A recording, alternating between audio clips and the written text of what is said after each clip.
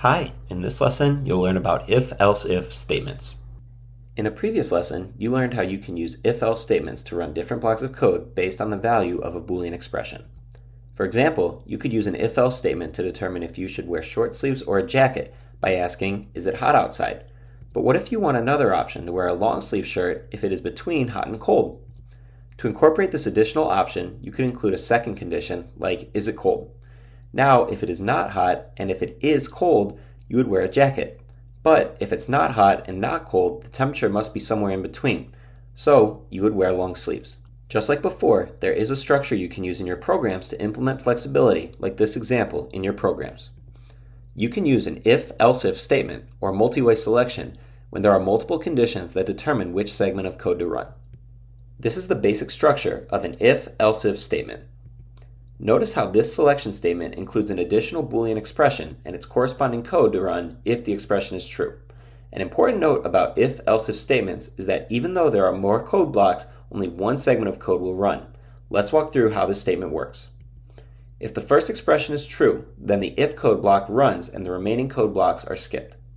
If the first expression is false, the program skips the code in the if block. Then the program checks the second condition. If that expression is true, then the else if code block runs. The program then skips the else block and exits the selection statement.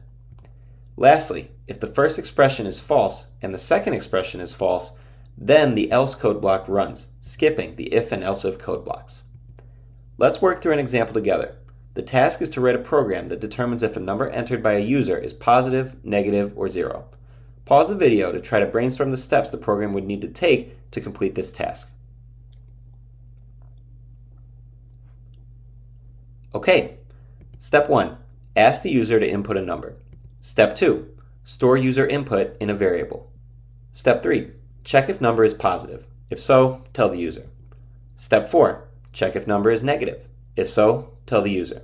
Step 5, if number is not positive or negative, it must be 0. Tell the user. As you can see, in steps 3 through 5, you want one print statement to run depending on which condition is true. This makes this program perfect for an if-else-if statement. Let's develop the code for this. The first step is to get a number from the user and store that in a variable. Now comes the if-else-if statement. Here's the outline. You first want to check if the number is positive, so let's make the condition num greater than 0. If it's true, let's print the number is positive. Next comes the second condition. If the number is not greater than 0, then it might be negative. So let's check if it is less than 0. If this is true, let's print the number is negative. Last but not least, if you know that the number is not positive and not negative, both conditions are false, then the number must be 0. So in our else statement, you can add a print statement that says the number is 0. Let's walk through this program to see how the if-else-if statement executes. The program starts by asking the user for a number. Let's say the user enters negative 42, which is stored in the variable num. Now comes the if-else-if statement. The computer checks the if statement condition. Num is not greater than 0, so this evaluates to false.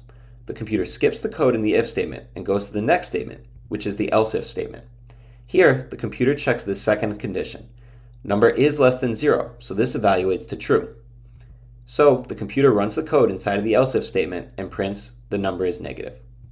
Since the program has executed one of the code blocks in the if-else-if statement, it skips the else statement and the program ends. A few notes about this program. Instead of using an else statement here, you could include another else-if statement since you are really checking to see if num is 0. This shows that you can use multiple else-if statements in a multi-way selection statement and that the final else statement is optional. However, in this scenario, using just an else statement is technically more efficient because there isn't a need to check another Boolean expression. If the number is not greater than 0 or less than 0, it must be 0. It's important to note the differences between the different conditional statements that we can use in our programs. In order to start a conditional statement, you must start it with an if statement, which means the if statement is required.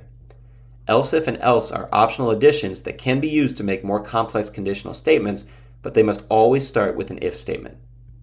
A conditional statement can have only one if and one else statement, but can have an unlimited number of else if statements. Adding an if statement to an existing conditional statement would just create an additional conditional statement. Now that you know about if-else-if statements, it's your turn to give them a try.